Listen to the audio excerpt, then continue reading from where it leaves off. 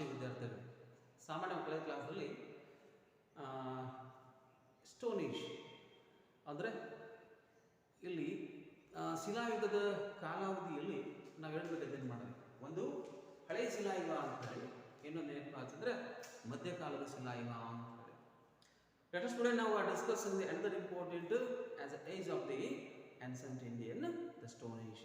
ಪ್ರಾಚೀನ ಕಾಲಾವಧಿ ಮಾನವನ ಇನ್ನೊಂದು ಬಹುದೊಡ್ಡವಾಗಿರ್ತಕ್ಕಂಥ ಯುಗ ಅದು ಯಾವುದಪ್ಪ ಅಂತಂದರೆ ಹೊಸ ಶಿಲಾಯುಗ ಅಂತ ಹೇಳಿ, ದ ನಿಯೋಲಿಥಿಕ್ ಏಜ್ ಅಂತ ಹೇಳಿ, ನಿಯೋಲಿಥಿಕ್ ಏಜ್ ಅಂತ ಹೇಳಿ. ಹಾಗಾಗಿ ಇಲ್ಲಿ ನಿಯೋಲಿಥಿಕ್ ಅಂತಕ್ಕಂಥ ಪದ is a word of the Neolithic. It came to the Greek word ಅಂತ ಹೇಳಿ. ಇದು ಏನಪ್ಪ ಅಂದರೆ ಗ್ರೀಕದ ಒಂದು ಪದವಾಗಿದ್ದು, ಹಾಗಾಗಿ ನಿಯೋಲಿಥಿಕ್ ಪದದ ಗ್ರೀಕ್ ಆಗಿರ್ತಕ್ಕಂಥ ನಿಯೋ ಅಂದರೆ ಹೊಸ ಅಂತ ಹೇಳಿ, ಲಿಥಿಕ್ ಅಂದರೆ ಶಿಲೆ ಅಂತ ಹೇಳಿ. ಇವೆರಡು ಕೂಡ ಏನಪ್ಪ ಅಂತಂದ್ರೆ ನಿಯೋಲಿಥಿಕ್. ಇಟ್ ಮೀನ್ಸ್ ಹೊಸ ಶಿಲಾಯುಗ, ದ ನಿಯೋಲಿಥಿಕ್ ಏಜ್ ಅಂತ ಹೇಳಿ. ಇದನ್ನ ಇತಿಹಾಸಕಾರರ ಅವಧಿ ಹೇಳ್ತಾರೆ. It is the period of the Neolithic ಅಂದ್ರೆ ಶಾಲಿವಾಹನ ಶಕೆ ಪೂರ್ವ 8,000ದಿಂದ ಶಾಲಿವಾಹನ ಶಕೆ ಪೂರ್ವ 4,000 ಕಾಲಾವಧಿಯನ್ನ ಬರೆದ ಭೂಮಿ ಇತಿಹಾಸದಲ್ಲಿ ಈ ಮಾನವನ ಏನಪ್ಪ ಅಂತಂದ್ರೆ ಶಿಲಾಯುಗದಲ್ಲಿ ಬರತಕ್ಕಂಥ ನೂತನ ಶಿಲಾಯುಗದ ಅವಧಿ ಅಂತ ಹೇಳಿ. ಇಂಥ ಅವಧಿಯಲ್ಲಿ ನಾವು ಕೆಲವು ಲಕ್ಷಣಗಳನ್ನು ಕಾಣ್ತೀವಿ. ನಾವು ಹೇಳಿದ್ವಿ ಏನಪ್ಪ, ಈಗಾಗಲೇ ಮೊದಲು ಮಾನವ ಬಳಸಿರ್ತಕ್ಕಂಥ ಮೊಟ್ಟ ಮೊದಲ ಕಲ್ಲು ಯಾವುದು, ಅದ್ರ ಹೆಸರು ಏನು ಅಂದಾಗ ನಾವು ಹೇಳ್ತೀವಿ ಕ್ವಾರ್ಟರ್ ಜೈಲ್ ಅಂತ ಹೇಳಿ. ಆದರೆ ಇಲ್ಲಿ ಮಾನವ ಹಳೆಯ ಶಿಲಾಯುಗದ ನಂತರದಲ್ಲಿ ಮಧ್ಯ ಶಿಲಾಯುಗದಲ್ಲಿ ಸ್ವಲ್ಪ ಏನಪ್ಪ ಅಂತಂದ್ರೆ ತನ್ನದೇ ಆಗಿರ್ತಕ್ಕಂಥ ಏನು ಉಪಯೋಗದ ಆಯುಧಗಳನ್ನು ಬಳಸಿ ಸ್ವಲ್ಪ ಮಟ್ಟಿಗೆ ಏನಪ್ಪ ಅಂತಂದ್ರೆ ಬದಲಾವಣೆ ರೂಪವನ್ನು ಕಾಣ್ತೀವಿ. ಆದರೆ ಈ ಅವಧಿಯಲ್ಲಿ ಮಾನವ ದ ಕ್ವಾರ್ಟರ್ ಜೈಟ್ ಎನ್ನುವ ಕಲ್ಲಿನೊಂದಿಗೆ ಇತರವಾಗಿರ್ತಕ್ಕಂಥ ಕಲ್ಲುಗಳನ್ನು ಉಪಯೋಗಿಸಿ ತನಗೆ ಬಳಕೆ ಆಗ್ತಕ್ಕಂತಹ ವಸ್ತುಗಳನ್ನು, ತನಗೆ ಬೇಕಾಗಿರ್ತಕ್ಕಂಥ ಬೇಟೆ ಆಡುವುದಾಗಲಿ, ಹೌದಾ, ಆಮೇಲೆ ತನ್ನ ಆಹಾರವನ್ನು ಪಡೆಯಲು ಉತ್ಸುಕವಾಗಲಿ, ಅವನು ಮಾಡಿಕೊಳ್ಳುವ ವಸ್ತುಗಳೆಲ್ಲವನ್ನು ಕೂಡ ಇತರ ಕಲ್ಲುಗಳ ಜೊತೆಗೆ ಅವುಗಳನ್ನು ಉಪಯೋಗ ಮಾಡಿಕೊಂಡು ತನ್ನ ಬದುಕನ್ನು ಆತನ ಏನಪ್ಪ ಅಂದ್ರೆ ಸಾಗಿಸ್ತಾ ಇದ್ದಾನೆ, ಹೌದಾ. ಇನ್ನು ಇವುಗಳನ್ನ ಇಲ್ಲಿ ಏನಪ್ಪ ಅಂತಂದ್ರೆ ಈ ಕ್ವಾರ್ಟರ್ ಜೈಟ್ ಕಲ್ಲಿನ ಜೊತೆಗನ್ನ ಇತರ ಕಲ್ಲುಗಳನ್ನು ಕೂಡ ಬಳಸ್ಕೊಡ್ತಿದ್ದ. ಅವುಗಳನ್ನ ಏನ್ ಮಾಡ್ತಿದ್ದಪ್ಪ ಅಂತಂದ್ರೆ ಕತ್ತಿಯ ರೂಪದಲ್ಲಿ ಮಾಡಿಕೊಂಡು, it is one of the appoint to using for the hunting the animals ಅಂತ. ಪ್ರಾಣಿಗಳನ್ನ ಬೇಟೆ ಆಡಲಿಕ್ಕೆ ಕತ್ತಿಯನ್ನ ಮಸೆದು ಅವುಗಳ ಮೇಲೆ ತನಗೆ ಗ್ರಿಪ್ ಆಕಾರವಾಗಿ ತನಗೆ ಹಿಡಿಕೆ ಬರಲಿಕ್ಕೆ ಅನುಗುಣವಾಗಿ ಏನು ಮಾಡ್ತಿದ್ದ, ಗೆರೆಗಳನ್ನ ಹಾಕಿ ಪಾಲಿಸ್ ರೂಪಗಳು ಏನು ನುಣುಪುಗಳನ್ನು ಬಳಸಿ ತನಗೆ ಹೇಗೆ ಆಕಾರಗಳು ಬೇಕು, ಯಾವ ರೀತಿ ತನಗೆ ಅನುಕೂಲವಾಗಲಿಕ್ಕೆ ಹಿಡಿಕೆ ರೂಪದಲ್ಲಿ ಆಗಲಿ, ಹೌದಾ, ತನಗೆ ಅನುಕೂಲ ಆಗುವ ಹಾಗೆ ಆಯುಧಗಳನ್ನ ಈ ಕಲ್ಲುಗಳ ರೂಪದಲ್ಲಿ ಆಗ್ತೇನಪ್ಪ ಅಂದ್ರೆ ಪ್ರಸ್ತುತಪಡಿಸಿಕೊಟ್ಟಿದ್ದ. ಕಲ್ಲುಗಳ ಜೊತೆಗೆ ಏನಪ್ಪ ಅಂದ್ರೆ ಮೂಳೆಗಳನ್ನು ಕೂಡ ಜೋಡಿಸಿ ತನಗೆ ಬೇಕಾದ ಆಯುಧಗಳನ್ನ ತನಗ ಹಿಡಿತದಲ್ಲಿ ಸಿಗುವ ಹಾಗೆ ಬಳಕೆ ಮಾಡಿಕೊಳ್ತಕ್ಕಂಥ ಪದ್ಧತಿ ರೂಪದಲ್ಲಿ ಮಾನವ ಇಲ್ಲಿ ತನ್ನ ಜೀವನವನ್ನು ಆತ ಏನ್ ಮಾಡ್ಕೊಂಡಪ್ಪ ಅಂದ್ರೆ ಬದಲಾವಣೆ ಮಾಡ್ಕೊಂಡ ಅಂತ ಹೇಳ್ತೀವಿ. ಇನ್ನು ಇಲ್ಲಿ ಮಾನವನಿಗೆ ಏನಪ್ಪ ಅಂತಂದ್ರೆ ಉಳುಮೆ, agriculture, he was well known for agriculture. ಜೊತೆಗೆ ಏನಪ್ಪ ಅಂತಂದ್ರೆ ಪ್ರಾಣಿಗಳನ್ನ ಸಾಕಾಣಿಕೆ ಮಾಡತಕ್ಕಂತಹ ಒಂದು ಕಲಿಕೆ ಕೂಡ ಇಲ್ಲಿ ಮಾನವ ಕಲ್ಕೊಂಡ ಅಂತ ಹೇಳಿ. ಆಡು ಅಂತ ಹೇಳಿ, ಹೌದಾ, ಕುರಿ ಅಂತ ಹೇಳಿ, ಹೌದಾ, ನಾಯಿ ಅಂತ ಹೇಳಿ, ಆಕಳು ಅಂತ ಹೇಳಿ ಹಲವಾರು ಪ್ರಾಣಿಗಳನ್ನ ತನಗೆ ಉಪಯೋಗ ಆಗುವ ಹಾಗೆ ಬಳಕೆ ಮಾಡಿಕೊಳ್ತಕ್ಕಂಥ ಪದ್ಧತಿ ಕೂಡ ಇಲ್ಲಿ ಮಾನವ ಕಲಿತ. ನೆನಪಿಟ್ಕೊರಿ, ಮಾನವ ಇಲ್ಲಿ ಉಳುಮೆಯನ್ನು ಕಲಿತ, ಪ್ರಾಣಿಗಳನ್ನ ಸಾಕಲು ಕಲಿತು ಅವುಗಳನ್ನ ತನಗೆ ಕೆಲವು ಟೈಮ್ಗಳು ತನ್ನ ರಕ್ಷಣೆಗೋಸ್ಕರವಾಗಿ, ಇನ್ನು ಕೆಲವು ಟೈಮ್ ತಾನು ತಿಂದಿರ್ತಕ್ಕಂಥ ಆಹಾರದಲ್ಲಿ ಉಳಿದುದನ್ನು ಬಿಸಾಡೋ ಸರಿಯಾಗಿ ಅವುಗಳ ಬದುಕನ್ನು ಕಂಡುಕೊಳ್ತಕ್ಕಂಥ ಪ್ರಾಣಿಗಳನ್ನು ಕೂಡ, ಉದಾಹರಣೆಗೆ ನಾಯಿ ಅಂತ ಹೇಳ್ತೀವಿ ನಾವು, ಆಡು ಅಂತ ಹೇಳಿ, ಹೌದಾ, ಇವೆಲ್ಲವನ್ನು ಕೂಡ ತನ್ನೊಂದಿಗೆ ಇಟ್ಟುಕೊಂಡು ತನ್ನ ಜೀವನವನ್ನು ಸಾಗಿಸಿಕೊಳ್ಳತಕ್ಕಂಥ ನೀತಿ ಕೂಡ ಇಲ್ಲಿ ಮಾನವ. ಇನ್ನು ಇಲ್ಲಿ ತನ್ನ ಇರುವಿಕೆಯಲ್ಲಿ ಸ್ವಲ್ಪ ಏನಪ್ಪ ಅಂತ ಬದಲಾವಣೆ ಮಾಡಿಕೊಂಡು ಈ can changes to the living styles of the man. ಅದು ಎಲ್ಲಿ ಗುಹೆಯಲ್ಲಿ ಅವನು ವಾಸ ಮಾಡಲಿಕ್ಕೆ ಮುಂದಾದ. ಮಳೆಗಳಿಗೆ, ಬೇಸಿಗೆ ಏನಪ್ಪಾ ಅಂದ್ರೆ ಕಾಲಾವಧಿಯಲ್ಲಿ ತನ್ನನ್ನು ತಾನು ರಕ್ಷಣೆ ಮಾಡಿಕೊಳ್ಳಲು ಏನ್ ಮಾಡಿದ, ಬೃಹದಾಕಾರವಾಗಿರ್ತಕ್ಕಂಥ ಗುಹೆಯಲ್ಲಿ ವಾಸಗಳನ್ನು ಮಾಡಲಿಕ್ಕೆ ಆತನ ಮುಂದಾದ. ಆ ಗುಹೆಗಳನ್ನು ಆಧುನಿಕ ಯುಗದಲ್ಲಿ ನಾವು ಕೂಡ ಏನಪ್ಪ ಅಂದ್ರೆ ಮನೆಗಳನ್ನು ಕಟ್ತೀವಿ, It is one of the greatest the property or the construction to the our life ಅಂತ. ನಮ್ಮ ಜೀವನಕ್ಕೆ ನಾವು ಕಟ್ಟಿಸಿಕೊಳ್ಳತಕ್ಕಂಥ ಮನೆ ಹೇಗ ಅಲಂಕಾರವಿರಬೇಕು ಅನ್ನೋದು ಕೂಡ ತನಗೆ ಅರಿವಾಗದ ಕಾರಣಕ್ಕೆ ಅವನು ಏನ್ ಮಾಡ್ತಿದ್ದಪ್ಪ ಅಂತಂದ್ರೆ ಗುಹೆಗಳನ್ನು ಅಲಂಕರಿಸಿಕೊಳ್ಳುತ್ತಿದ್ದವ, ಗುಹೆಗಳನ್ನ ಅಲಂಕಾರಗೊಳಿಸುತ್ತಿದ್ದ. ಅವುಗಳಲ್ಲಿ ಅನೇಕ ಚಿತ್ರಗಳನ್ನು ನಡೆಸಿದ. ಉದಾಹರಣೆಗಾಗಿ ತಾನು ಬೇಟೆ ಆಡುವುದಾಗಲಿ, ಹೌದಾ, ಪ್ರಾಣಿ ಪಕ್ಷಿಗಳ ಜೊತೆಗೆ ನೃತ್ಯಗಳನ್ನ ಮಾಡತಕ್ಕಂತಹ ಕೆತ್ತನೆ ಸ್ವರೂಪದ ಅಲಂಕಾರಗಳನ್ನು ಕೂಡ ಅವನು ಏನ್ ಮಾಡ್ತಿದ್ದಪ್ಪ ಅಂದ್ರೆ ಆ ಗುಹೆಗಳಲ್ಲಿ ನಿರ್ಮಿಸಿಕೊಂಡು ಒಂದು ವ್ಯವಸ್ಥಾಬದ್ಧವಾಗಿರ್ತಕ್ಕಂತಹ ಒಂದು ಗುಹೆಗಳನ್ನಾಗಿ ತನಗೆ ತನ್ನ ಮನರಂಜನೆ ಆಯಿತು, ತನ್ನ ಮನಃಶಾಂತಿ ಆಯಿತು, ತನ್ನ ನೆಮ್ಮದಿಗೋಸ್ಕರವಾಗಿ ಅಂತ ಅಲಂಕೃತವಾಗಿರ್ತಕ್ಕಂಥ ಗುಹೆಗಳಲ್ಲಿ ಅವನು ವಾಸ ಮಾಡಲಿಕ್ಕೆ ಏನಪ್ಪ ಅಂದ್ರೆ ಮಾನವ ಈ ಕಾಲಾವಧಿಯಲ್ಲಿ ಮುಂದಾದ. ಇನ್ನು ಅವನು ಬಳಸ್ತಕ್ಕಂತಹ ಮಡಕೆಯನ್ನು ಸಹಿತ ಅದನ್ನೇನ್ ಮಾಡ್ತಿದ್ದಪ್ಪ ಅಂದ್ರೆ ಅಲಂಕಾರ ಮಾಡ್ತಿದ್ದ. ಏಕೆಂದ್ರೆ painting only what they are using to the pot. ಅವನು ಉಪಯೋಗ ಮಾಡಿಕೊಡ್ತಕ್ಕಂಥ ಮಡಕೆಯನ್ನು ಕೂಡ ಅವನು ಏನ್ ಮಾಡ್ತಿದ್ದಪ್ಪ ಅಂತಂದ್ರೆ ಅಲಂಕಾರಗೊಳಿಸ್ತಾ ಇದ್ದ. ಹೀಗಾಗಿ ಇಲ್ಲಿ ಉಳಿಮೆ ಜೊತೆಗೆ ಪ್ರಾಣಿ ಸಾಕಾಣಿಕೆ ಮಾಡುವುದನ್ನ ಸಾಕುವುದರ ಜೊತೆಗೆ ಅವನು ತನ್ನದೇ ಆಗಿರ್ತಕ್ಕಂಥ ಗುಹೆಗಳನ್ನ ಅಲಂಕಾರ ಮಾಡತಕ್ಕಂಥ ತನ್ನ ಬುದ್ಧಿಮಟ್ಟದ ಬದಲಾವಣೆ ಜೊತೆಗೆ ಅವನು ಮಡಕೆಗಳಲ್ಲಿ ಕೂಡ ಅಲಂಕಾರ ಮಾಡಿಕೊಳ್ತಕ್ಕಂತಹ ಒಂದು ಬದಲಾವಣೆ ಅವನ ಜೀವನದಲ್ಲಿ ನಾವು ಯಾವ ಯುಗದಲ್ಲಿ ಕಾಣ್ತಿದ್ವಿ ಅಂತಂದ್ರೆ ಹೊಸ ಶಿಲಾಯುಗದಲ್ಲಿ, ನೂತನ ಶಿಲಾಯುಗದಲ್ಲಿ. ಇನ್ನು ಅವನು ತೊಡತಕ್ಕಂಥ ಆಭರಣ ನಿಜವಾಗ ಏನಪ್ಪಾ ಅಂದ್ರೆ ನದಿ ಮತ್ತು ಸಮುದ್ರ ದಂಡೆಗಳಲ್ಲಿ ವಾಸವಾಗಿದ್ದ ಕಾರಣಕ್ಕಾಗೇನೆ ಅಲ್ಲಿ ಸಿಗ್ತಕ್ಕಂತಹ ಅನೇಕ ಮಣಿಗಳನ್ನು, ಆಮೇಲೆ ಉಂಗುರಗಳನ್ನು, ಬಳೆಗಳನ್ನು, ಇವೆಲ್ಲವನ್ನು ಸಹಿತ ಮಹಿಳೆಯರು ಸಹಿತ ಪುರುಷರ ಸಹಿತವಾಗಿ ಅಲಂಕೃತವಾಗಿರ್ತಕ್ಕಂಥ ಹವ್ಯಾಸಗಳನ್ನು ಕೂಡ ಅವರು ತಮ್ಮ ಕಾಲಾವಧಿಯಲ್ಲಿ ಕಳೆದುಕೊಂಡಿದ್ರು ಅಂತ. ಇನ್ನು ಈ ಅಲಂಕಾರ ಜೊತೆಗೇನೆ ಅವನಿಗೆ ಇನ್ನೂ ಕೆಲವು ವಿಷಯಗಳು ಗೊತ್ತಾದವು. At the period of the Neolithic, at the period of the Neolithic, the man was well into the agriculture also. ಕೃಷಿಯ ಜೊತೆಗೆ ಹೌದಾ, ಆಮೇಲೆ ಏನಂತ ಹಚ್ಚಿದ್ರೆ ಪ್ರಾಣಿ ಸಾಕುವ ಜೊತೆಗೇನೆ ಇತರವಾಗಿರ್ತಕ್ಕಂಥ ಅನೇಕ ಉದ್ಯೋಗಗಳನ್ನು ಕೂಡ ಮಾನವ ಏನಪ್ಪ ಅಂತಂದ್ರೆ ಇಲ್ಲಿ ಕಲಿತ ಅಂತ. ಅದು ಯಾವುದು? ನೇಕಾರಿಕೆ ಮಾಡೋದು ಮಾನವನಿಗೆ ಗೊತ್ತಿತ್ತು. ನೇಕಾರಿಕೆ ಮಾಡೋದು ಜೊತೆಗೆ ಅಡುಗೆಯನ್ನ ಈ ಹಿಂದೆ ನಾವು ಕಲಿತ್ಕೊಳ್ತೀವಿ, ಏನು ಹಸಿ ಮಾಂಸವನ್ನು ಮಾನವ ಏನಪ್ಪ ಅಂದ್ರೆ ಸೇವನೆ ಮಾಡ್ತಿದ್ದ ಅಂತ ಹೇಳಿ. ಆದ್ರೆ ಇಲ್ಲಿ ತನ್ನ ಬುದ್ಧಿಮಟ್ಟದ ಅನುಗುಣವಾಗಿ ಬೆಂಕಿಯ ಉಪಯೋಗ ಯಾವಾಗ ಮಾನವನಿಗೆ ಗೊತ್ತಾಯ್ತು ಆಗ ಅವನು ಏನ್ ಮಾಡಿದಪ್ಪ ಅಂತಂದ್ರೆ ತಾನು ತಂದಿರ್ತಕ್ಕಂಥ ಹಸಿ ಏನಪ್ಪ ಅಂದ್ರೆ ಪದಾರ್ಥಗಳನ್ನ, ಮಾಂಸಗಳನ್ನ, ಹೌದಾ, ಅವೆಲ್ಲವನ್ನು ಏನಪ್ಪ ಅಂದ್ರೆ ಅಡುಗೆ ರೂಪದಲ್ಲಿ ಮಾಡಿಕೊಂಡು ಬೇಯಿಸಿ ತಿಂತಕ್ಕಂಥ ಒಂದು ಬದಲಾವಣೆ ಅವನ ಜೀವನದಲ್ಲಿ ಏನಪ್ಪ ಅಂದ್ರೆ ಇಲ್ಲಿ ಮಾನವ ಮಾಡ್ಕೊಂಡ ಅಂತ ಹೇಳ್ತೀವಿ. ಆಮೇಲೆ ಈ ಹಿಂದೆ ಪ್ರಾಣಿಗಳ ಚರ್ಮಗಳನ್ನ ತನ್ನದೇ ಆಗಿರ್ತಕ್ಕಂಥ ಬಟ್ಟೆ ಬರೆಗಳನ್ನಾಗಿ ಆತನ ತೊಡ್ತಿದ್ದ ಅಂತ ಹೇಳ್ತೀವಿ. ಆದ್ರೆ ಇಲ್ಲಿ ನಾವು they are changes to the their life style to living on land. ಉಣ್ಣೆಯ ಹತ್ತಿಯನ್ನು ಬಳಸಿ ಅವುಗಳನ್ನು ಉತ್ಪಾದನೆ ಮಾಡುವ ಜೊತೆಗೇನೆ ಅವುಗಳನ್ನು ಉಪಯೋಗವಾಗಿರ್ತಕ್ಕಂಥ ಬಟ್ಟೆ ಬರೆಗಳನ್ನು ಸಹಿತ ಇಲ್ಲಿ ಮಾನವ ಏನಪ್ಪ ಅಂದ್ರೆ ತನ್ನನ್ನು ತಾನೇ ಏನಪ್ಪ ಅಂತಂದ್ರೆ ತನ್ನನ್ನು ತಾನು ಕಾಪಾಡಿಕೊಳ್ಳಿಕ್ಕೆ, ತನ್ನ ಶರೀರವನ್ನು ಏನಪ್ಪ ಅಂದ್ರೆ ರಕ್ಷಿಸಿಕೊಳ್ಳಿಕ್ಕೆ ಅವುಗಳೆಲ್ಲವನ್ನು ಏನಪ್ಪ ಅಂದ್ರೆ ಬಟ್ಟೆ ರೂಪದಲ್ಲಿ ಹೆಣಿಕೆ ಮಾಡಿಕೊಂಡು ಅವುಗಳ ಉತ್ಪಾದನೆ ಜೊತೆಗೆ ಅವುಗಳನ್ನು ತಾನು ತೊಡತಕ್ಕಂತಹ ಪದ್ಧತಿಗಳನ್ನು ಕೂಡ ಇಲ್ಲಿ ಮಾನವ ಮಾಡಿಕೊಂಡ ಅಂತ ಹೇಳ್ತೀವಿ. ಇನ್ನು ಈ ಕಾಲಾವಧಿಯಲ್ಲಿ ಮಾನವ ಸೇವಿಸ್ತಕ್ಕಂಥ ಆಹಾರ ಎಂಥದ್ದಾಗಿದೆ ನಮ್ಗೆ ಗೊತ್ತಿದೆ. ಈಗಾಗಲೇ ಹೇಳ್ತೀವಿ, ಏನೋ ಹಣ್ಣು ಹಣ್ಣನ್ನು ತರಕಾರಿಗಳನ್ನು ಸೇವನೆ ಮಾಡ್ತಿದ್ದ, ಜೊತೆಗೆ ಗೆಡ್ಡೆ ಗೆಣಸುಗಳನ್ನು ಕೂಡ ಸೇವನೆ ಮಾಡ್ತಿದ್ದ, ಮಾಂಸ ಆಗಲಿ ಮೀನು ಆಗಲಿ ಇತರವಾಗಿರ್ತಕ್ಕಂಥ ಪದಾರ್ಥಗಳ ಜೊತೆಗೆ ಹೈನುಗಳನ್ನು ಸಹಿತ ಮಾನವ ಅಂದ್ರೆ ಸೇವನೆ ಮಾಡ್ತಾ ಇದ್ದ. ಈ ಎಲ್ಲ ರೀತಿಯ ಅನುಗುಣವಾಗಿ ಮಾನವ ಈ ಕಾಲಾವಧಿಯಲ್ಲಿ ಆಧುನಿಕ ಮಾನವನಿಗೆ ಹೋಲಿಕೆ ಆಗ್ತಕ್ಕಂಥ ತನ್ನ ಬುದ್ಧಿಮಟ್ಟವನ್ನು ಕೂಡ ಗ್ರಹಿಸಿದ್ದ, ಜೊತೆಗೆ ಏನಪ್ಪಾ ಅಂದ್ರೆ ತನ್ನ ಬದಲಾವಣೆ ರೂಪದ ಜೀವನಾವಶ್ಯಕ ಒಂದು ಶೈಲಿಯನ್ನು ಕೂಡ ಅವನು ಏನ್ ಮಾಡ್ಕೊಂಡಿದ್ದಪ್ಪ ಅಂದ್ರೆ ಇಲ್ಲಿ ಬದಲಾಯಿಸಿಕೊಂಡಿದ್ದ ಅಂತ ಹೇಳ್ತೀವಿ. ಹೌದಾ? ಆಮೇಲೆ ಇಲ್ಲಿ ಮಾನವನ ಕಾಲಾವಧಿಯಲ್ಲಿ ಅವರ ಆಚರಣೆಗೊಳಪಡಿರ್ತಕ್ಕಂಥ ಪದ್ಧತಿಗಳು ಏನಾಗುತ್ತೆ? What are the traditional the system now they are maintain for their life. ತನ್ನ ಜೀವನ ಕಾಲಾವಧಿಯಲ್ಲಿ ಮಾನವ ಎಂಥ ಪದ್ಧತಿಗಳನ್ನು ಅಳವಡಿಸಿಕೊಂಡಿದ್ದ? ಇಲ್ಲಿ ಪ್ರಾಣಿ ಬಲಿ ಜೊತೆಗೆ ನರಬಲಿಗಳನ್ನು ಸಹಿತ ಕೊಡ್ತಕ್ಕಂಥ ಪದ್ಧತಿ ಆ ಕಾಲಾವಧಿಯಲ್ಲಿ ಇತ್ತು. ಹೌದಾ? ಏನು? The murder not for the only the man, it is including the animals. ನರಬಲಿಗಳನ್ನ ಮತ್ತು ಪ್ರಾಣಿ ಬಲಿಗಳನ್ನು ಕೊಡ್ತಕ್ಕಂಥ ಪದ್ಧತಿ ಇತ್ತು. ಇನ್ನು ತಮ್ಮ ಪೂರ್ವಜರ ಆತ್ಮಗಳನ್ನ ಪೂಜೆ ಮಾಡತಕ್ಕಂತಹ ಪದ್ಧತಿ ಕೂಡ ಅವರು ಅಳವಡಿಸಿಕೊಂಡಿದ್ರು. ಜೊತೆಗೆ ಸುಟ್ಟ ಶವದ ಬೂದಿಯನ್ನ ಸತ್ತ ಮಾನವನ ಸುಟ್ಟ ಬೂದಿಗಳನ್ನ ಸಹಜವಾಗಿ ಅವ್ರು ಏನ್ ಮಾಡ್ತಾರಪ್ಪ ಅಂದ್ರೆ ಸಂರಕ್ಷಣೆ ಮಾಡ್ತಕ್ಕಂಥ ಪದ್ಧತಿ ಕೂಡ ಅವಳಿಗಿತ್ತು.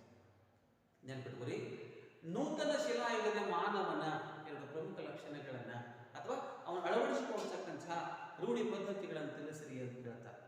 ಒಂದು, ಪ್ರಾಣಿ ಬಲಿ ಜೊತೆಗೆ ನರಬಲಿ ಪದ್ಧತಿ ಅಳವಡಿಸಿಕೊಂಡಿದ್ದ. ಇನ್ನೊಂದು, ತನ್ನ ಪೂರ್ವಜರ ಆತ್ಮಗಳನ್ನ ಪೂಜೆ ಮಾಡ್ತಾ ಇದ್ದ.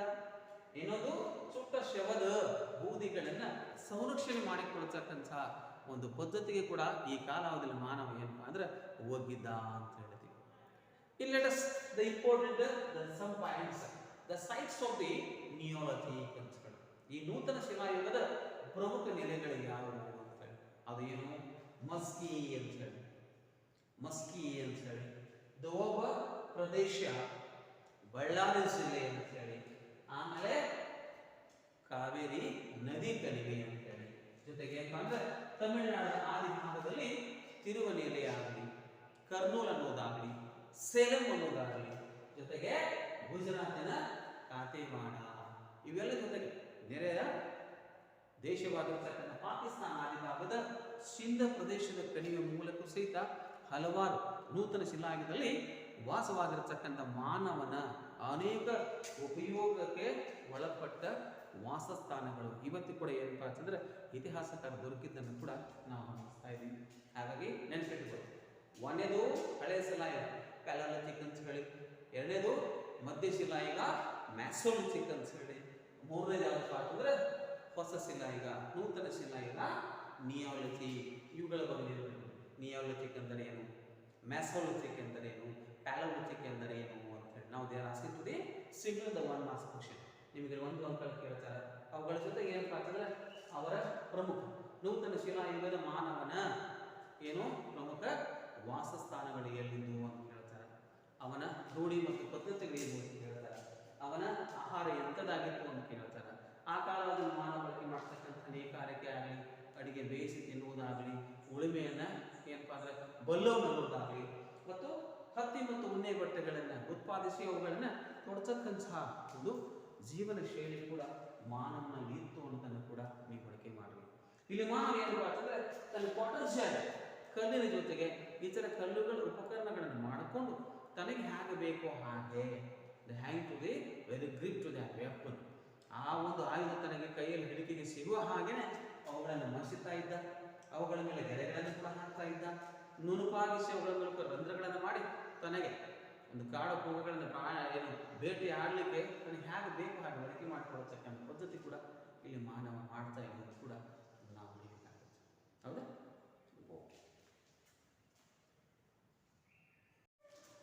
ಇನ್ನು ಎರಡನೇದಾಗಿ ಮೆಟಲ್ ಏಜ್ ಅಂತ ಹೇಳಿ, ಅಂದರೆ ಲೋಹಯುಗ ಅಂತ ಹೇಳಿ. ಇಲ್ಲಿ ಮಾನವ ಶಿಲಾಯುಗದಿಂದ ಲೋಹಯುಗದೆಡೆಗೆ ಇದು ಪರಿವರ್ತನೆಯಾಗತಕ್ಕಂಥ ಒಂದು ಪ್ರಕ್ರಿಯೆ. It is one of the processing to the the life style to changes on the man ಅಂತ ಹೇಳಿ. ಮಾನವನ ಜೀವನದ ಶೈಲಿಯನ್ನ ಬದಲಾವಣೆಗೊಳ್ತಕ್ಕಂಥ ಸಾಗಿರ್ತಕ್ಕಂಥ ಪರಿವರ್ತನೆ ಹೊಡ್ತಕ್ಕಂಥ ಒಂದು ಪ್ರಕ್ರಿಯೆ ಅಂತ ನಾವು ಹೇಳ್ತೀವಿ. ಹಾಗಾಗಿ ಶಿಲಾಯುಗದಿಂದ ಲೋಹದೆಡೆಗೆ ಸಾಗ್ತಕ್ಕಂಥ ಮಾನವನ ಪರಿವರ್ತನೆ ಪ್ರಕ್ರಿಯೆಗೆ ನಾವೇನ್ತೀವಪ್ಪ ಅಂತಂದ್ರೆ ಲೋಹಯುಗ ಅಂತ ಹೇಳಿ, we are calling to as a metal age ಅಂತ ಹೇಳಿ. ಈ ಯುಗದಲ್ಲಿ ಮಾನವ ಬಳಕೆ ಮಾಡಿಕೊಳ್ಳತಕ್ಕಂಥ ಅನೇಕ ಏನಪ್ಪ ಲೋಹಗಳು, ತಾಮ್ರ ಅಂತ ಹೇಳ್ತೀವಿ, ಕಬ್ಬಿಣ ಅಂತ ಹೇಳ್ತೀವಿ, ಕಂಚು ಅಂತ ಹೇಳ್ತೀವಿ. ಹೌದಾ? ಇತರ ಏನಪ್ಪಾ ಅಂದ್ರೆ ಮಿಶ್ರಿತವಾಗಿರ್ತಕ್ಕಂಥ ಲೋಹಗಳಿಂದ ತಯಾರಿಕೆ ಆಗಿರ್ತಕ್ಕಂಥ ಅನೇಕ ಉಪಕರಣಗಳನ್ನು ಸಹಿತ ಮಾನವ ಈ ಕಾಲಾವಧಿಯಲ್ಲಿ ಬಳಕೆ ಆಗಲಿಕ್ಕೆ ಏನಪ್ಪಾ ಅಂದ್ರೆ ಮುಂದಾದ ಅಂತ. ಇನ್ನು ಮಾನವನ ಈ ಕಾಲಾವಧಿಯಲ್ಲಿ ಭರತ ಭೂಮಿಯನ್ನು ತೆಗೆದುಕೊಂಡರೆ ಏಕರೂಪತೆಯನ್ನು ನಾವು ಕಾಣುವುದಿಲ್ಲ.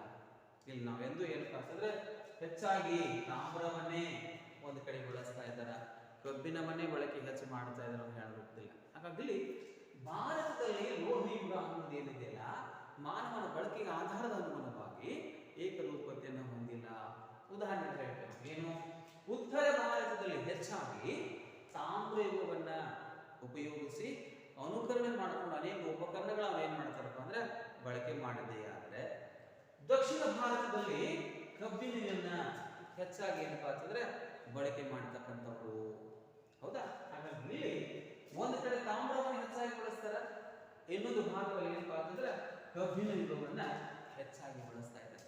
ಹಾಗಾಗಿ ಭಾರತದಲ್ಲಿ ಏಕರೂಪತೆಯಾಗಿರ್ತಕ್ಕಂತಹ ಪ್ರಾಚೀನ ಮಾನವನ ಈ ಲೋಹದ ಬಳಕೆಗಳು ಅಷ್ಟೊಂದು ಏನಪ್ಪಾ ಅಂತಂದ್ರೆ ಒಂದು ಗೂಡಿಲ್ಲ ಅಂತ ಹೇಳ್ತಾ ಇದ್ದಾರೆ. ಹಾಗಾಗಿ ಈ ಕಾಲಾವಧಿಯನ್ನ ಒಂದು ತಾಮ್ರ ಯುಗ ಅಂತೇಳಿ, ಕಬ್ಬಿನ ಯುಗ ಅಂತೇಳಿ, ಕಂಚಿನ ಯುಗ ಅಂತೇಳಿ 3 ಭಾಗಗಳಾಗಿ ಮಾರ್ಪಾಡು ಮಾಡ್ತಾರೆ. ಅದರಲ್ಲಿ ಒಂದೇದು ಅದು ಯಾವುದಪ್ಪ ಅಂತಂದ್ರೆ ತಾಮ್ರ ಯುಗ ಅಂತ ಹೇಳಿ ನಾವೇನು ಕರಿತೀವಿ, ಸಹಜ ರೀತಿಯಲ್ಲಿ ಕಾಣಿಕೊಳ್ಳತಕ್ಕಂಥ ಒಂದು ತಾಮ್ರ ಯುಗ ಅಂತ. ಈ ತಾಮ್ರ ಯುಗದಲ್ಲಿ ನಾವು ದ ಕಾಪರ್ ಏಜ್ ಅಂತ ಹೇಳಿ ಅಥವಾ ಚಾಲ್ಕೋಲಿಥಿಕ್ ಏಜ್ ಅಂತ ಹೇಳಿ, the copper age or the chalcolithic age ಅಂತ ಹೇಳ್ತೀವಿ. ಮಾನವ ಮೊಟ್ಟ ಮೊದಲ ಬಾರಿಗೆ ಬಳಕೆಯಿಸ್ತಕ್ಕಂತಹ ಲೋಹ, ಮಾನವ ಮೊಟ್ಟ ಮೊದಲ ಬಾರಿಗೆ ಬಳಸಿರ್ತಕ್ಕಂಥ ಲೋಹವೇ ಯಾವಪ್ಪ ಅಂತಂದ್ರೆ ಅದು ಬಂಗಾರ. The man was using to the first time in the matter on the gold ಅಂತ ಹೇಳಿ ನೆನಪಿಟ್ಟುಕೊಳ್ಳೋದು. ಮಾನವ ಬಳಸ್ತಕ್ಕಂಥ ಮೊಟ್ಟ ಮೊದಲ ಲೋಹ ಯಾವುದು ಅಂತೇಳಿ ಸೀಟದಲ್ಲಿ ಕೂಡ ಬಂದಂಥ ಪ್ರಶ್ನೆ ಇದೆ. ಹೌದಾ? ಹಾಗಾಗಿ ಇದ್ರ ಬಗ್ಗೆ ನೆನಪಿಟ್ಟುಕೊಳ್ಳಿ. ಬಂಗಾರವನ್ನ ಮಾನವ ಮೊಟ್ಟ ಮೊದಲ ಬಾರಿ ಬಳಸ್ತಕ್ಕಂಥ ಲೋಹವಾಗಿ ಇದು ಹೊರಹೊಮ್ಮತಕ್ಕಂಥದ್ದು. ಈ ತಾಮ್ರ ಯುಗ ಏನಿದೆಯಲ್ಲ, ಮಾನವನ ಇತಿಹಾಸದಲ್ಲಿನೇ ಒಂದು ಹೊಸ ಯುಗದ ಆರಂಭದೊಂದಿಗೆನೆ ಒಂದು ಕ್ರಾಂತಿಕಾರಿಯಾಗಿರ್ತಕ್ಕಂಥ ಬದಲಾವಣೆ, ಒಂದು ಕ್ರಾಂತಿಕಾರಿಯಾಗಿರ್ತಕ್ಕಂಥ ಯುಗದ ಉದಯವಾಗಿರುವುದನ್ನು ಕೂಡ ನಾವು ಹೇಳ್ತಾ ಕಾಣ್ತೀವಿ. ಹಾಗಾಗಿ it is one of the changes to life styles will be the man is the period of chalcolithic age ಅಂತ ಹೇಳಿ. ಮಾನವನ ಈ ತಾಮ್ರ ಯುಗದಲ್ಲಿ ಕ್ರಾಂತಿಕಾರಿ ಬದಲಾವಣೆ ಜೊತೆಗೇನೆ ಹೊಸ ಯುಗವು ಉದಯವಾಗತಕ್ಕಂಥ ಒಂದು ಸನ್ನಿವೇಶ ಕೂಡ ಇಲ್ಲ ಅನ್ನೋದು ನಾವು ಗಮನಿಸ್ತಾ ಇದ್ದೀವಿ. ಇನ್ನು ಈ ಕಾಲಾವಧಿಯಲ್ಲಿ ಮಾನವ ತಾಮ್ರವನ್ನು ಯಾವ ರೂಪದಲ್ಲಿ ಬಳಕೆ ಮಾಡ್ತಾ ಇದ್ದ, ಏತಕ್ಕಾಗಿ ಅದನ್ನ ಏನಪ್ಪಾ ಅಂತಂದ್ರೆ ಉಪಯೋಗಿಸ್ತಿದ್ದ ಅಂದ್ರೆ ಇಲ್ಲಿ ಬರ್ಚಿಯಲ್ ಯುದ್ಧವನ್ನು ಮಾಡ್ತಕ್ಕಂಥ ಸಂದರ್ಭದಲ್ಲಿ ಉಪಯೋಗ ಮಾಡಿಕೊಳ್ತಕ್ಕಂಥ ಒಂದು ಆಯುಧವಾಗಿ it is using at the time to the war we are created one of the as a making to the weapons. ಯುದ್ಧ ಕಾಲಾವಧಿಯಲ್ಲಿ ಉಪಯೋಗಕ್ಕೆ ಒಳಪಡತಕ್ಕಂಥ ಆಯುಧಗಳ ರೂಪದಲ್ಲಿ ಬರ್ಚಿಯಲ್, ಖಡ್ಗವನ್ನು, ಆಮೇಲೆ ಕೊಡಲಿಯಲ್ಲಿ ಆಪ್ಷನ್ ಕೊಡಲಿಯಲ್ಲಿ, ಇನ್ನೊಂದು ಏನಪ್ಪಾ ಅಂತಂದ್ರೆ ಬಲ್ಲೆ ಅಂತ. ಈ 3ಗಳನ್ನ ಏನಪ್ಪಾ ಅಂತಂದ್ರೆ ತಾಮ್ರದ ರೂಪದಲ್ಲಿನೇ ಅತ್ಯುತ್ತಮವಾಗಿ ಅದನ್ನೇನಪ್ಪಾ ಅಂತಂದ್ರೆ ಬಳಕೆ ಮಾಡಿಕೊಳ್ತಕ್ಕಂಥ ಕೆಲಸ ಮಾಡ್ತಿದ್ದ. ಇನ್ನು ಈ ಬಳಸತಕ್ಕಂಥ ಈ ಆಯುಧಗಳನ್ನ ಕೇವಲ ಯುದ್ಧಕ್ಕಷ್ಟೇ ಇಲ್ಲ, they not the using only at the time to the war. ಅದ್ರ ಜೊತೆಗೆ ಏನಪ್ಪಾ ಅಂದ್ರೆ ಯೂಸಿಂಗ್ ಆನ್ ದಿ ಅಗ್ರಿಕಲ್ಚರ್, ಜೊತೆಗೆ the hunting for the fish, ಜೊತೆಗೆ ದ ವಾರ್. ಯುದ್ಧಕ್ಕಷ್ಟೇ ಇಲ್ಲ, ಕೃಷಿಯಲ್ಲಿ ಕೂಡ ಅವುಗಳೇನಪ್ಪ ಬಳಕೆ ಮಾಡ್ತಾ ಇದ್ದ. ಆಮೇಲೆ ಏನು ಮೀನುಗಾರಿಕೆ ರೂಪದಲ್ಲಿ ಮೀನುಗಳು ಹಿಡಿಲಿಕ್ಕೆ ಬಳಕೆ ಮಾಡಿಕೊಡೋಕೆ ಇವತ್ತಿನ ಕೊಂಡಿಯೂ ಸಹಿತ ಯಾವುದಪ್ಪ ಅಂದ್ರೆ ತಾಮ್ರದ ರೂಪದಲ್ಲಿ ಅವುಗಳನ್ನು ಕೂಡ ಬಳಕೆ ಮಾಡ್ತಿದ್ದ.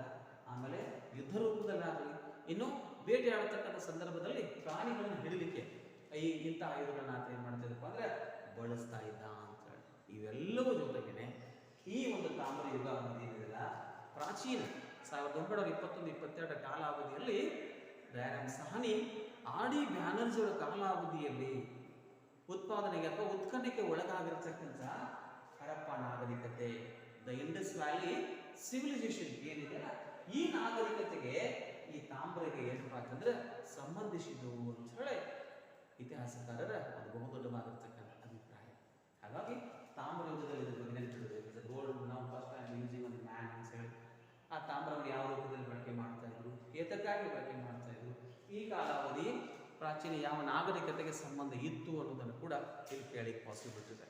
ಇನ್ನು ಕಬ್ಬಿಣ ಯುಗ ಅಂತ ಹೇಳಿ, ದ ಐರಾನ್ ಏಜ್ ಅಂತ ಹೇಳಿ, ಇದು ಹೆಚ್ಚಾಗಿ ಏನಪ್ಪಾ ಅಂತಂದ್ರೆ ಮಾನವ ಈ ಕಾಲಾವಧಿ ಒಂದೇ ಸ್ಥಳದಲ್ಲಿ ವಾಸ ಮಾಡಲಿಕ್ಕಾತನು ಪ್ರಯತ್ನ ಪಟ್ಟ.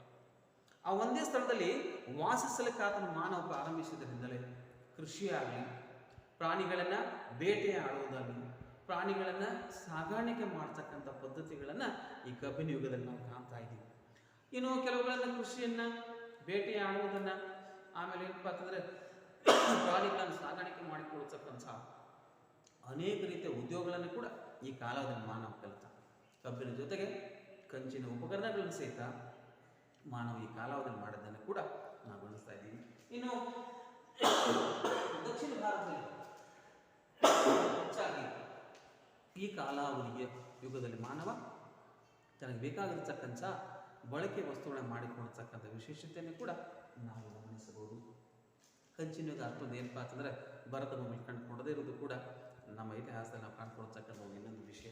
ಹಾಗಾಗಿ ಇದು only the traces for the Chalukya age and also Iran. ಇವುಗಳ ಬಗ್ಗೆ ಸ್ವಲ್ಪ ತಾವೇನಪ್ಪ ಅಂದರೆ ಗಮನ ಹರಿಸಿದ್ದೆ ಆದರೆ 2ನೇ ಅಧ್ಯಾಯವನ್ನು ಸಹಜವಾಗಿ ನಾವೇನಪ್ಪ ಅಂದರೆ ಪ್ರಶ್ನಾ ರೂಪದಲ್ಲಿ ಬರಲಿಕ್ಕೆ ಸಾಧ್ಯತೆ. Okay, thank you. ಇನ್ನು 2ನೇದಾಗಿ ಮೆಟಲ್ ಏಜ್ ಅಂತ ಹೇಳಿ, ಅಂದರೆ ಲೋಹಯುಗ ಅಂತ ಹೇಳಿ. ಇಲ್ಲಿ ಮಾನವ ಶಿಲಾಯುಗದಿಂದ ಲೋಹಯುಗದೆಡೆಗೆ ಇದು ಪರಿವರ್ತನೆಯಾಗತಕ್ಕಂಥ ಒಂದು ಪ್ರಕ್ರಿಯೆ. It is one of the processing to the life style to changes on the man ಅಂತ ಹೇಳಿ. ಮಾನವನ ಜೀವನದ ಶೈಲಿಯನ್ನು ಬದಲಾವಣೆಗೊಳ್ತಕ್ಕಂಥ ಸಾಗಿರ್ತಕ್ಕಂಥ ಪರಿವರ್ತನೆ ಮಾಡತಕ್ಕಂಥ ಒಂದು ಪ್ರಕ್ರಿಯೆ ಅಂತ ನಾವು ಹೇಳ್ತೀವಿ. ಹಾಗಾಗಿ ಶಿಲಾಯುಗದಿಂದ ಲೋಹದೆಡೆಗೆ ಸಾಗ್ತಕ್ಕಂಥ ಮಾನವನ ಪರಿವರ್ತನೆ ಪ್ರಕ್ರಿಯೆಗೆ ನಾವೇನ್ತೀವಪ್ಪ ಅಂತಂದ್ರೆ ಲೋಹಯುಗ ಅಂತೇಳಿ, we are calling to as a metal age ಅಂತ ಹೇಳಿ. ಈ ಯುಗದಲ್ಲಿ ಮಾನವ ಬಳಕೆ ಮಾಡಿಕೊಳ್ಳತಕ್ಕಂಥ ಅನೇಕ ಏನಪ್ಪ ಲೋಹಗಳು, ತಾಮ್ರ ಅಂತ ಹೇಳ್ತೀವಿ, ಕಬ್ಬಿಣ ಅಂತ ಹೇಳ್ತೀವಿ, ಕಂಚು ಅಂತ ಹೇಳ್ತೀವಿ, ಹೌದಾ. ಈ ಥರ ಏನಪ್ಪ ಅಂದ್ರೆ ಮಿಶ್ರಿತವಾಗಿರ್ತಕ್ಕಂಥ ಲೋಹಗಳಿಂದ ತಯಾರಿಕೆ ಆಗಿರ್ತಕ್ಕಂಥ ಅನೇಕ ಉಪಕರಣಗಳನ್ನು ಸಹಿತ ಮಾನವ ಈ ಕಾಲಾವಧಿಯಲ್ಲಿ ಬಳಕೆ ಆಗಿದೆ ಏನಪ್ಪ ಅಂದ್ರೆ ಮುಂದಾದ ಅಂತೇಳಿ. ಇನ್ನು ಮಾನವನ ಈ ಕಾಲಾವಧಿಯಲ್ಲಿ ಭರತ ಭೂಮಿಯಲ್ಲಿ ನಾವು ತೆಗೆದುಕೊಂಡರೆ ಏಕರೂಪತೆಯನ್ನು ನಾವು ಕಾಣುವುದಿಲ್ಲ. ಇಲ್ಲಿ ನಾವೆಂದು ಏನಪ್ಪ ಅಂತಂದ್ರೆ ಹೆಚ್ಚಾಗಿ ತಾಮ್ರವನ್ನೇ ಒಂದು ಕಡೆ ಬಳಸ್ತಾ ಇದ್ದಾರೆ, ಕಬ್ಬಿಣವನ್ನೇ ಬಳಕೆ ಹೆಚ್ಚು ಮಾಡ್ತಾ ಇದ್ದಾರೆ ಅಂತ ಹೇಳೋದಿಲ್ಲ. ಹಾಗಾಗಿ ಭಾರತದಲ್ಲಿ ಲೋಹಯುಗ ಅನ್ನೋದು ಏನಿದೆಯಲ್ಲ, ಮಾನವನ ಬಳಕೆಗೆ ಆಧಾರದ ಅನುಗುಣವಾಗಿ ಏಕರೂಪತೆಯನ್ನು ಹೊಂದಿಲ್ಲ. ಉದಾಹರಣೆ ಹೇಳ್ತೇವೆ, ಏನು, ಉತ್ತರ ಭಾರತದಲ್ಲಿ ಹೆಚ್ಚಾಗಿ ತಾಮ್ರ ಯುಗವನ್ನ ಉಪಯೋಗಿಸಿ ಅನುಕರಣೆ ಮಾಡಿಕೊಂಡು ಅನೇಕ ಉಪಕರಣಗಳು ಏನ್ ಮಾಡ್ತಾರಪ್ಪ ಅಂದ್ರೆ ಬಳಕೆ ಮಾಡಿದೆ. ಆದರೆ ದಕ್ಷಿಣ ಭಾರತದಲ್ಲಿ ಕಬ್ಬಿಣವನ್ನ ಹೆಚ್ಚಾಗಿ ಏನಪ್ಪಾ ಅಂತಂದ್ರೆ ಬಳಕೆ ಮಾಡತಕ್ಕಂಥವ್ರು, ಹೌದಾ. ಹಾಗಾಗಿ ಇಲ್ಲಿ ಒಂದು ಕಡೆ ತಾಮ್ರವನ್ನು ಹೆಚ್ಚಾಗಿ ಬಳಸ್ತಾರ, ಇನ್ನೊಂದು ಭಾಗದಲ್ಲಿ ಏನಪ್ಪಾ ಅಂತಂದ್ರೆ ಕಬ್ಬಿಣ ಯುಗವನ್ನ ಹೆಚ್ಚಾಗಿ ಬಳಸ್ತಾ ಇದ್ದಾರೆ. ಹಾಗಾಗಿ ಭಾರತದಲ್ಲಿ ಏಕರೂಪತೆಯಾಗಿರ್ತಕ್ಕಂಥ ಪ್ರಾಚೀನ ಮಾನವನ ಈ ಲೋಹದ ಬಳಕೆಗಳು ಅಷ್ಟೊಂದು ಏನಪ್ಪಾ ಅಂತಂದ್ರೆ ಒಂದು ಗೂಡಿಲ್ಲ ಅಂತ ಹೇಳ್ತಾ ಇದ್ದಾರೆ. ಹಾಗಾಗಿ ಈ ಕಾಲಾವಧಿಯನ್ನ ಒಂದು ತಾಮ್ರ ಯುಗ ಅಂತೇಳಿ, ಕಬ್ಬಿನ ಯುಗ ಅಂತೇಳಿ, ಕಂಚಿನ ಯುಗ ಅಂತೇಳಿ 3 ಭಾಗಗಳಾಗಿ ಮಾರ್ಪಾಡು ಮಾಡ್ತಾರೆ. ಅದರಲ್ಲಿ ಒಂದೇದು ಅದು ಯಾವುದಪ್ಪ ಅಂತಂದ್ರೆ ತಾಮ್ರ ಯುಗ ಅಂತ ಹೇಳಿ ನಾವೇನು ಕರಿತೀವಿ, ಸಹಜ ರೀತಿಯಲ್ಲಿ ಕಾಣಿಕೊಳ್ಳತಕ್ಕಂಥ ಒಂದು ತಾಮ್ರ ಯುಗ ಅಂತ. ಈ ತಾಮ್ರ ಯುಗದಲ್ಲಿ ನಾವು ದ ಕಾಪರ್ ಏಜ್ ಅಂತ ಹೇಳಿ ಅಥವಾ ಚಾಲ್ಕೋಲಿಥಿಕ್ ಏಜ್ ಅಂತ ಹೇಳಿ, the copper age or the chalcolithic age ಅಂತ ಹೇಳ್ತೀವಿ. ಮಾನವ ಮೊಟ್ಟ ಮೊದಲ ಬಾರಿಗೆ ಬಳಕೆಸ್ತಕ್ಕಂಥ ಲೋಹ, ಮಾನವ ಮೊಟ್ಟ ಮೊದಲ ಬಾರಿಗೆ ಬಳಸಿರ್ತಕ್ಕಂಥ ಲೋಹವೇ ಯಾವಪ್ಪ ಅಂತಂದ್ರೆ ಅದು ಬಂಗಾರ.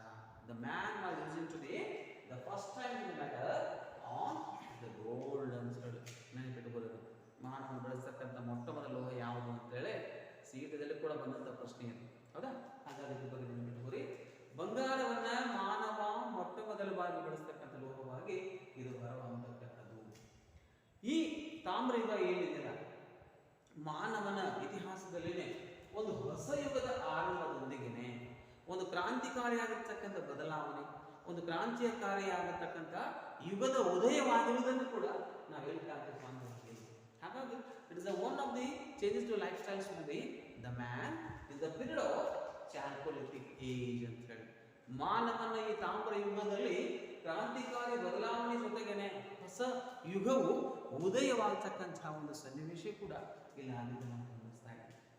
ಇನ್ನು ಈ ಕಾಲಾವಧಿಯಲ್ಲಿ ಮಾನವ ತಾಮ್ರವನ್ನು ಯಾವ ರೂಪದಲ್ಲಿ ಬಳಕೆ ಮಾಡ್ತಾ ಇದ್ದ, ಏತಕ್ಕಾಗಿ ಅದನ್ನ ಏನಪ್ಪ ಅಂತಂದ್ರೆ ಉಪಯೋಗಿಸ್ತಿದ್ದ ಅಂದ್ರೆ ಇಲ್ಲಿ ಬರ್ಚಿಯಲ್ಲಿ ಯುದ್ಧವನ್ನು ಮಾಡತಕ್ಕಂಥ ಸಂದರ್ಭದಲ್ಲಿ ಉಪಯೋಗ ಮಾಡಿಕೊಳ್ತಕ್ಕಂಥ ಒಂದು ಆಯುಧವಾಗಿ it is using at the time to the war he has created one of the as a making to the weapons.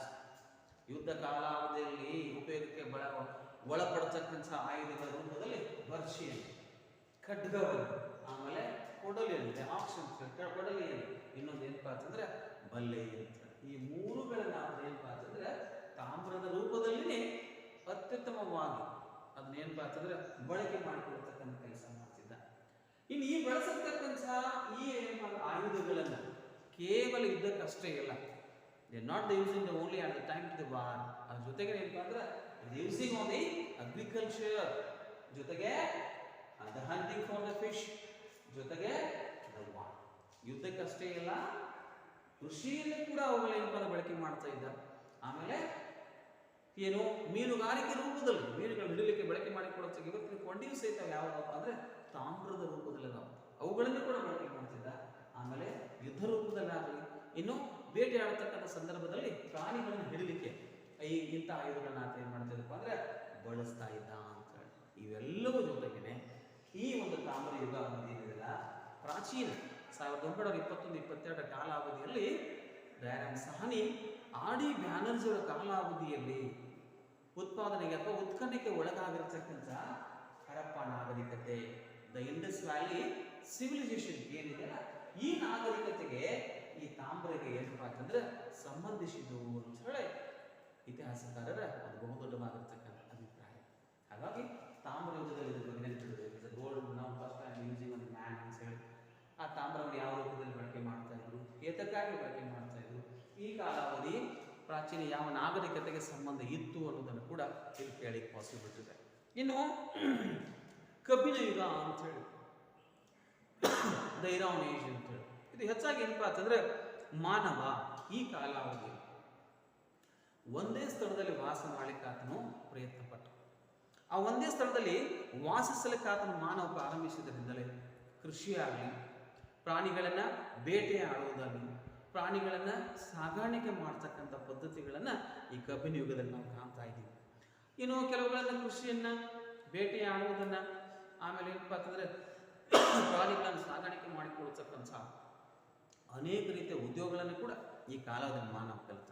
ಕಬ್ಬಿನ ಜೊತೆಗೆ ಕಂಚಿನ ಉಪಕರಣಗಳನ್ನು ಸಹಿತ ಮಾನವ ಈ ಕಾಲಾವಧಿಯಲ್ಲಿ ಮಾಡಿದ್ದನ್ನು ಕೂಡ ನಾವು ಗಮನಿಸ್ತಾ ಇದ್ದೀವಿ.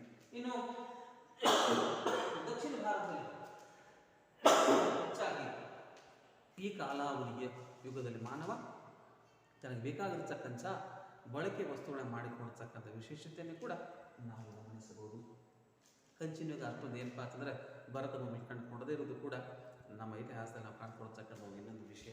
ಹಾಗಾಗಿ ಇದು only the justice for the ಚಾಣಕ್ಯಲತಿಕೇಶ್ ಆ್ಯಂಡ್ ಆಲ್ಸೋ ಇರಾನಿ. ಇವುಗಳ ಬಗ್ಗೆ ಸ್ವಲ್ಪ ತಾವೇನಪ್ಪ ಅಂದ್ರೆ ಗಮನ ಹರಿಸಿದ್ದೆ ಆದರೆ 2ನೇ ಅಧ್ಯಾಯವನ್ನು ಸಹಜವಾಗಿ ನಾವೇನಪ್ಪ ಅಂದರೆ ಪ್ರಶ್ನಾರೂಪದಲ್ಲಿ ಬರಲಿಕ್ಕೆ ಸಾಧ್ಯತೆ ಇದೆ.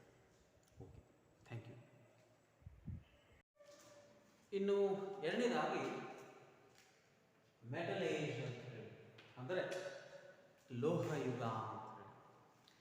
ಇಲ್ಲಿ ಮಾನವ ಶಿಲಾಯುಗದಿಂದ ಲೋಹಯುಗದೆಡೆಗೆ ಇದು ಪರಿವರ್ತನೆಯಾಗತಕ್ಕಂಥ ಒಂದು ಪ್ರಕ್ರಿಯೆ.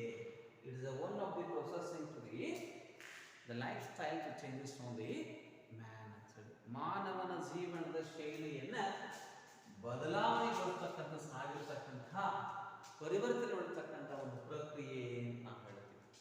ಹಾಗಾಗಿ ಶಿಲಾಯುಗದಿಂದ ಲೋಹದೆಡೆಗೆ ಸಾಗ್ತಕ್ಕಂಥ ಮಾನವನ ಪರಿವರ್ತನೆ ಪ್ರಕ್ರಿಯೆಗೆ ನಾವೇನ್ತೀವಪ್ಪ ಅಂತಂದ್ರೆ ಲೋಹಯುಗ ಅಂತ ಹೇಳಿ, we are calling to as a metal age ಅಂತ ಹೇಳಿ. ಈ ಯುಗದಲ್ಲಿ ಮಾನವ ಬಳಕೆ ಮಾಡಿಕೊಳ್ಳತಕ್ಕಂಥ ಅನೇಕ ಏನಪ್ಪ ಲೋಹಗಳು, ತಾಮ್ರ ಅಂತ ಹೇಳ್ತೀವಿ, ಕಬ್ಬಿಣ ಅಂತ ಹೇಳ್ತೀವಿ, ಕಂಚು ಅಂತ ಹೇಳ್ತೀವಿ, ಹೌದಾ. ಇತರ ಏನಪ್ಪ ಅಂದ್ರೆ ಮಿಶ್ರಿತವಾಗಿರ್ತಕ್ಕಂಥ ಲೋಹಗಳಿಂದ ತಯಾರಿಕೆ ಆಗಿರ್ತಕ್ಕಂಥ ಅನೇಕ ಉಪಕರಣಗಳನ್ನು ಸಹಿತ ಮಾನವ ಈ ಕಾಲಾವಧಿಯಲ್ಲಿ ಬಳಕೆ ಆಗಿದೆ ಏನಪ್ಪ ಅಂದ್ರೆ ಮುಂದಾದ ಅಂತೇಳಿ. ಇನ್ನು ಮಾನವನ ಈ ಕಾಲಾವಧಿಯಲ್ಲಿ ಭರತ ಭೂಮಿಯಲ್ಲಿ ನಾವು ತೆಗೆದುಕೊಂಡರೆ ಏಕರೂಪತೆಯನ್ನು ನಾವು ಕಾಣುವುದಿಲ್ಲ. ಇಲ್ಲಿ ನಾವೆಂದು ಏನಪ್ಪ ಅಂತಂದ್ರೆ ಹೆಚ್ಚಾಗಿ ತಾಮ್ರವನ್ನೇ ಒಂದು ಕಡೆ ಬಳಸ್ತಾ ಇದ್ದಾರೆ, ಕಬ್ಬಿಣವನ್ನೇ ಬಳಕೆ ಹೆಚ್ಚು ಮಾಡ್ತಾ ಇದ್ದಾರೆ ಅಂತ ಹೇಳೋದಿಲ್ಲ. ಹಾಗಾಗಿ ಭಾರತದಲ್ಲಿ ಲೋಹಯುಗ ಅನ್ನೋದು ಏನಿದೆಯಲ್ಲ, ಮಾನವನ ಬಳಕೆಗೆ ಆಧಾರದ ಅನುಗುಣವಾಗಿ ಏಕರೂಪತೆಯನ್ನು ಹೊಂದಿಲ್ಲ. ಉದಾಹರಣೆ ಹೇಳ್ತೇವೆ, ಏನು, ಉತ್ತರ ಭಾರತದಲ್ಲಿ ಹೆಚ್ಚಾಗಿ ತಾಮ್ರ ಯುಗವನ್ನ ಉಪಯೋಗಿಸಿ ಅನುಕರಣೆ ಮಾಡಿಕೊಂಡು ಅನೇಕ ಉಪಕರಣಗಳು ಅವ್ರು ಏನ್ ಮಾಡ್ತಾರಪ್ಪ ಅಂದ್ರೆ ಬಳಕೆ ಮಾಡಿದೆ. ಆದರೆ ದಕ್ಷಿಣ ಭಾರತದಲ್ಲಿ ಕಬ್ಬಿಣವನ್ನ ಹೆಚ್ಚಾಗಿ ಏನಪ್ಪಾ ಅಂತಂದ್ರೆ ಬಳಕೆ ಮಾಡ್ತಕ್ಕಂಥವ್ರು. ಹೌದಾ? ಹಾಗಾಗಿ ಇಲ್ಲಿ ಒಂದು ಕಡೆ ತಾಮ್ರವನ್ನು ಹೆಚ್ಚಾಗಿ ಬಳಸ್ತಾರ, ಇನ್ನೊಂದು ಭಾಗದಲ್ಲಿ ಏನಪ್ಪಾ ಅಂತಂದ್ರೆ ಕಬ್ಬಿಣ ಯುಗವನ್ನ ಹೆಚ್ಚಾಗಿ ಬಳಸ್ತಾ ಇದ್ದಾರೆ. ಹಾಗಾಗಿ ನಮ್ಮ ಭಾರತದಲ್ಲಿ ಏಕರೂಪತೆಯಾಗಿರ್ತಕ್ಕಂತಹ ಪ್ರಾಚೀನ ಮಾನವನ ಈ ಲೋಹದ ಬಳಕೆಗಳು ಅಷ್ಟೊಂದು ಏನಪ್ಪಾ ಅಂತಂದ್ರೆ ಒಂದು ಗೂಡಿಲ್ಲ ಅಂತ ಹೇಳ್ತಾ ಇದ್ದಾರೆ. ಹಾಗಾಗಿ ಈ ಕಾಲಾವಧಿಯನ್ನ ಒಂದು ತಾಮ್ರ ಯುಗ ಅಂತೇಳಿ, ಕಬ್ಬಿಣ ಯುಗ ಅಂತೇಳಿ, ಕಂಚಿನ ಯುಗ ಅಂತೇಳಿ 3 ಭಾಗಗಳಾಗಿ ಮಾರ್ಪಾಡು ಮಾಡ್ತಾರೆ. ಅದರಲ್ಲಿ ಒಂದೇದು ಅದು ಯಾವುದಪ್ಪ ಅಂತಂದ್ರೆ ತಾಮ್ರ ಯುಗ ಅಂತ ಹೇಳಿ ನಾವೇನ್ ಕರಿತೀವಿ, ಸಹಜ ರೀತಿಯಲ್ಲಿ ಕಾಡ್ಕೊಳ್ಳತಕ್ಕಂಥ ಒಂದು ತಾಮ್ರ ಯುಗ ಅಂತ. ಈ ತಾಮ್ರ ಯುಗದಲ್ಲಿ ನಾವು ದ ಕಾಪರ್ ಏಜ್ ಅಂತ ಹೇಳಿ ಅಥವಾ ಚಾಲ್ಕೋಲಿಥಿಕ್ ಏಜ್ ಅಂತ ಹೇಳಿ, the copper age or the chalcolithic age ಅಂತ ಹೇಳ್ತೀವಿ. ಮಾನವ ಮೊಟ್ಟ ಮೊದಲ ಬಾರಿಗೆ ಬಳಕೆಸ್ತಕ್ಕಂತಹ ಲೋಹ, ಮಾನವ ಮೊಟ್ಟ ಮೊದಲ ಬಾರಿಗೆ ಬಳಸಿರ್ತಕ್ಕಂಥ ಲೋಹವೇ ಯಾವಪ್ಪ ಅಂತಂದ್ರೆ ಅದು ಬಂಗಾರ. The man was using to the first time in matter on the gold ಅಂತ ಹೇಳಿ ನೆನಪಿಟ್ಕೊಳ್ಳೋದು. ಮಾನವನ ಬಳಸ್ತಕ್ಕಂಥ ಮೊಟ್ಟ ಮೊದಲ ಲೋಹ ಯಾವುದು ಅಂತೇಳಿ ಸೀಟದಲ್ಲಿ ಕೂಡ ಬಂದಂಥ ಪ್ರಶ್ನೆ ಇದೆ. ಹೌದಾ? ಹಾಗಾಗಿ ಇದ್ರ ಬಗ್ಗೆ ನೆನಪಿಟ್ಕೋರಿ. ಬಂಗಾರವನ್ನ ಮಾನವ ಮೊಟ್ಟ ಮೊದಲ ಬಾರಿ ಬಳಸ್ತಕ್ಕಂಥ ಲೋಹವಾಗಿ ಇದು ಹೊರಹೊಮ್ಮತಕ್ಕಂಥದ್ದು. ಈ ತಾಮ್ರ ಯುಗ ಏನಿದೆಯಲ್ಲ, ಮಾನವನ ಇತಿಹಾಸದಲ್ಲಿನೇ ಒಂದು ಹೊಸ ಯುಗದ ಆರಂಭದೊಂದಿಗೆನೆ ಒಂದು ಕ್ರಾಂತಿಕಾರಿಯಾಗಿರ್ತಕ್ಕಂಥ ಬದಲಾವಣೆ, ಒಂದು ಕ್ರಾಂತಿಕಾರಿಯಾಗಿರ್ತಕ್ಕಂಥ ಯುಗದ ಉದಯವಾಗಿರುವುದನ್ನು ಕೂಡ ನಾವೆಲ್ಲಿ ಕಾಣ್ತೀವಿ. ಹಾಗಾಗಿ it is one of the changes to life styles to the man in the period of chalcolithic age ಅಂತ ಹೇಳಿ. ಮಾನವನ ಈ ತಾಮ್ರ ಯುಗದಲ್ಲಿ ಕ್ರಾಂತಿಕಾರಿ ಬದಲಾವಣೆ ಜೊತೆಗೇನೆ ಹೊಸ ಯುಗವು ಉದಯವಾಗತಕ್ಕಂತಹ ಒಂದು ಸನ್ನಿವೇಶ ಕೂಡ ಇಲ್ಲಿ ಆಗಿದ್ದು ನಾವು ಗಮನಿಸ್ತಾ ಇದ್ದೀವಿ. ಇನ್ನು ಈ ಕಾಲಾವಧಿಯಲ್ಲಿ ಮಾನವ ತಾಮ್ರವನ್ನ ಯಾವ ರೂಪದಲ್ಲಿ ಬಳಕೆ ಮಾಡ್ತಾ ಇದ್ದ, ಏತಕ್ಕಾಗಿ ಅದನ್ನ ಏನಪ್ಪಾ ಅಂತಂದ್ರೆ ಉಪಯೋಗಿಸ್ತಿದ್ದ ಅಂದ್ರೆ ಇಲ್ಲಿ ಬರ್ಚಿಯಲ್ಲಿ ಯುದ್ಧವನ್ನು ಮಾಡತಕ್ಕಂಥ ಸಂದರ್ಭದಲ್ಲಿ ಉಪಯೋಗ ಮಾಡಿಕೊಳ್ತಕ್ಕಂಥ ಒಂದು ಆಯುಧವಾಗಿ using at the time to the war we are creating one of the as a military weapons. ಯುದ್ಧ ಕಾಲಾವಧಿಯಲ್ಲಿ ಉಪಯೋಗಕ್ಕೆ ಒಳಪಡತಕ್ಕಂಥ ಆಯುಧಗಳ ರೂಪದಲ್ಲಿ ಬರ್ಚಿಯನ್ನು, ಖಡ್ಗವನ್ನು, ಆಮೇಲೆ ಕೊಡಲಿಯಲ್ಲಿ ಆಕ್ಷನ್ ಕೊಡಲಿಯಲ್ಲಿ, ಇನ್ನೊಂದು ಏನಪ್ಪಾ ಅಂತಂದ್ರೆ ಬಲ್ಲೆ ಅಂತ. ಈ 3ಗಳನ್ನ ಏನಪ್ಪಾ ಅಂತಂದ್ರೆ ತಾಮ್ರದ ರೂಪದಲ್ಲಿನೇ ಅತ್ಯುತ್ತಮವಾಗಿ ಅದನ್ನೇನಪ್ಪಾ ಅಂತಂದ್ರೆ ಬಳಕೆ ಮಾಡಿಕೊಳ್ತಕ್ಕಂಥ ಕೆಲಸ ಮಾಡ್ತಿದ್ದ. ಇನ್ನು ಈ ಬಳಸತಕ್ಕಂಥ ಈ ಆಯುಧಗಳನ್ನ ಕೇವಲ ಯುದ್ಧಕ್ಕಷ್ಟೇ ಇಲ್ಲ, they not the using the only at the time to the war. ಅದ್ರ ಜೊತೆಗೆ ಏನಪ್ಪಾ ಅಂದ್ರೆ ಯೂಸಿಂಗ್ ಆನ್ ದಿ ಅಗ್ರಿಕಲ್ಚರ್, ಜೊತೆಗೆ the hunting for the fish, ಜೊತೆಗೆ ದ ವಾರ್. ಯುದ್ಧಕ್ಕಷ್ಟೇ ಇಲ್ಲ, ಕೃಷಿಯಲ್ಲಿ ಕೂಡ ಅವುಗಳೇನಪ್ಪ ಬಳಕೆ ಮಾಡ್ತಾ ಇದ್ದ. ಆಮೇಲೆ ಏನು ಮೀನುಗಾರಿಕೆ ರೂಪದಲ್ಲಿ ಮೀನುಗಳು ಹಿಡಿಲಿಕ್ಕೆ ಬಳಕೆ ಮಾಡಿಕೊಳ್ಳುತ್ತೆ. ಇವತ್ತಿನ ಕೊಂಡಿಯೂ ಸಹಿತ ಯಾವಪ್ಪ ಅಂದ್ರೆ ತಾಮ್ರದ ರೂಪದಲ್ಲಿ ಅವುಗಳನ್ನು ಕೂಡ ಬಳಕೆ ಮಾಡ್ತಿದ್ದ. ಆಮೇಲೆ ಯುದ್ಧ ರೂಪದಲ್ಲಾಗಲಿ, ಇನ್ನು ಬೇಟೆಯಾಡತಕ್ಕಂಥ ಸಂದರ್ಭದಲ್ಲಿ ಪ್ರಾಣಿಗಳನ್ನು ಹಿಡಿಲಿಕ್ಕೆ ಇಂಥ ಆಯುಧಗಳನ್ನ ಆತ ಏನ್ ಮಾಡ್ತಿದ್ದಪ್ಪ ಅಂದ್ರೆ ಬಳಸ್ತಾ ಇದ್ದ ಅಂತ ಹೇಳಿ. ಇವೆಲ್ಲವೂ ಜೊತೆಗೇನೆ ಈ ಒಂದು ತಾಮ್ರ ಯುಗ ಏನಿದೆಯಲ್ಲ, ಪ್ರಾಚೀನ 1921-22 ಕಾಲಾವಧಿಯಲ್ಲಿ ದಯಾರಾಮ್ ಸಾಹ್ನಿ, ಆಡಿ ಬ್ಯಾನರ್ಜಿ ಅವರ ಕಾಲಾವಧಿಯಲ್ಲಿ ಉತ್ಪಾದನೆಗೆ ಅಥವಾ ಉತ್ಖನನಕ್ಕೆ ಒಳಗಾಗಿರತಕ್ಕಂಥ ಹರಪ್ಪ ನಾಗರಿಕತೆ, ದ ಇಂಡಸ್ ವ್ಯಾಲಿ ಸಿವಿಲೈಸೇಷನ್ ಏನಿದೆಯಲ್ಲ, ಈ ನಾಗರಿಕತೆಗೆ ಈ ತಾಮ್ರಗೆ ಏನಪ್ಪಾ ಅಂತಂದ್ರೆ ಸಂಬಂಧಿಸಿದ್ದು ಅಂತ ಹೇಳಿ ಇತಿಹಾಸಕಾರರ ಒಂದು ಬಹುದೊಡ್ಡವಾಗಿರ್ತಕ್ಕಂಥ ಅಭಿಪ್ರಾಯ. ಹಾಗಾಗಿ ತಾಮ್ರ ಯುಗದಲ್ಲಿ ಇದ್ರ ಬಗ್ಗೆ ನೆನಪಿಡಬೇಕು. ಗೋಲ್ಡ್ ನಾವು ಫಸ್ಟ್ ಟೈಮ್ ಯೂಸಿಂಗ್ ಒಂದು ಮ್ಯಾನ್ ಅಂತ ಹೇಳಿ ಆ ತಾಮ್ರವನ್ನು ಯಾವ ರೂಪದಲ್ಲಿ ಬಳಕೆ ಮಾಡ್ತಾ ಇದ್ರು, ಏತಕ್ಕಾಗಿ ಬಳಕೆ ಮಾಡ್ತಾ ಇದ್ರು, ಈ ಕಾಲಾವಧಿ ಪ್ರಾಚೀನ ಯಾವ ನಾಗರಿಕತೆಗೆ ಸಂಬಂಧ ಇತ್ತು ಅನ್ನೋದನ್ನು ಕೂಡ ಇಲ್ಲಿ ಕೇಳಿಕ್ಕೆ ಪಾಸಿಬಿಲಿಟಿ ಇದೆ. ಇನ್ನು ಕಬ್ಬಿಣ ಯುಗ ಅಂತ ಹೇಳಿ,